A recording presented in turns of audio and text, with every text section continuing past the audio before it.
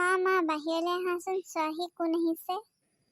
মা মই অফিচৰ ফালৰ পৰা যে গাঁৱলৈ গৈছিলোঁ তেতিয়া মোৰ এইক ভাল লাগিল আৰু মই আজি বিয়া পাতি লৈ আহিলোঁ। কি তই বিয়া পাতিলি?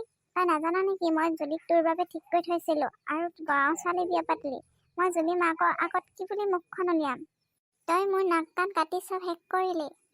মা অলপ ধৈৰ্য ধৰাচোন। এই বিষয়ে নজনাকৈ তুমি যি টি কথা নকবা। এই বহুত ভাল ছোৱালী হয়, আমাৰ ঘৰ সন্মান বজাই ৰাখি চলিব। কি কথা কৈছ তই? গাঁৱৰ ছোৱালী কেনেকুৱা মোৰ জনা আছে। তই চহৰৰ পৰা যাব পালিহে তোক পতাই গুচিয়ে আহিলে।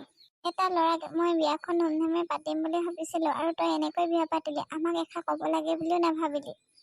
মালতী তুমি কিয় কান্দিছা?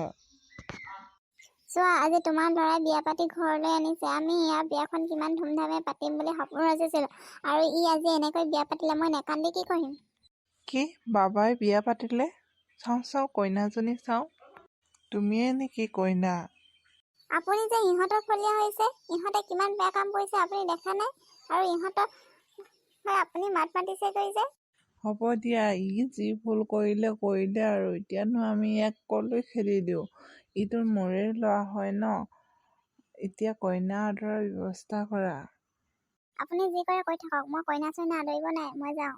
এতিয়া আমাৰ ঘৰৰ বোৱাৰী হ'লা যেতিয়া মই বোৱাৰী বুলিয়ে কওঁ। শুনা বোৱাৰী মা এনেকুৱা একো কথা ধৰি নাথাকে। কাইলৈ চাবা তোমাক নিজে ভালকৈ মাতিবহি।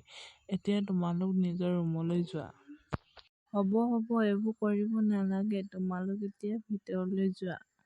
তোমাক পাকঘৰত সোমাবলৈ কোনে ক'লে? তুমি মোৰ পাকঘৰত কি কৰিছা? ওলোৱা, এতিয়াই ওলোৱা।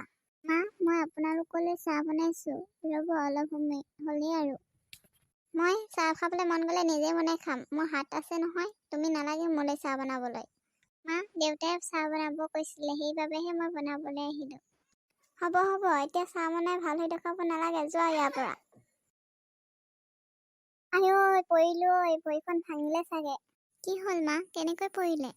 চাবোনৰ পানী পৰি আছিলে, মই পিছল খাই পৰিলোঁ। মোক বিচনালৈ লৈ গ'লা, মোৰ বহুত বিষ হৈছে।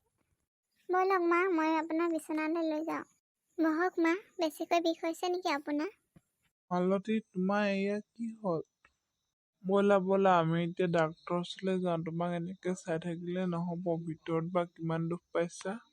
ঠিকে কৈছে দেউতাই, মাক এতিয়া ডাক্তৰৰ ওচৰলৈ নিব লাগিব। মা ভাল অলপ পাইছেনে?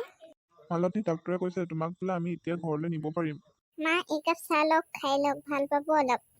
বোৱাৰী মোক ক্ষমা কৰি দিবা, মই তোমাক বুজাত ভুল কৰিলোঁ।